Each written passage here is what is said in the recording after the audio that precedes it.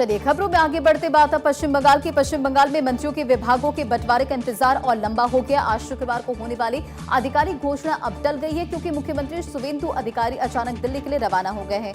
सूत्रों के मुताबिक सीएम शुवेंदु अधिकारी दिल्ली में बीजेपी के कई बड़े नेताओं और पार्टी हाईकमान से मुलाकात कर मंत्रियों के विभागों के आवंटन पर अंतिम फैसला लेंगे। पहले माना जा रहा था कि तकनीकी कारणों से 2 दिन टलने के बाद में आज मंत्रियों को उनके विभाग सौंप दिए जाएंगे, लेकिन अब दिल्ली में होने वाली इस अहम बैठक के बाद ही विभागों की अंतिम सूची सामने आएगी। मुख्यमंत्री आज रात 10:30 बजे दिल्ली से वापस पश्चिम बंगाल के लिए उड़ान भरेंगे। और बीते सोमवार को ही शुवेंदु सरकार के मंत्रिमंडल का विस्तार हुआ था, जिसमें 35 नए मंत्रियों ने शपथ ली थी।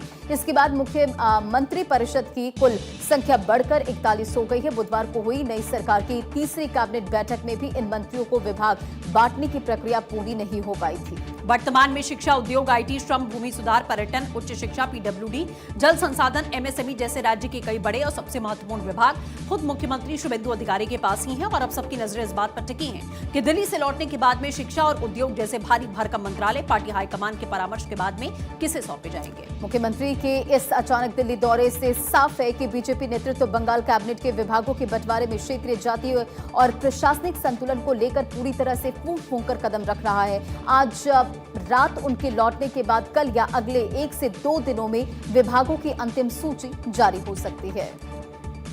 भारतीय जनता पार्टी से इस्तीफा देने के बाद में अन्नामलाई ने नई पार्टी बनाने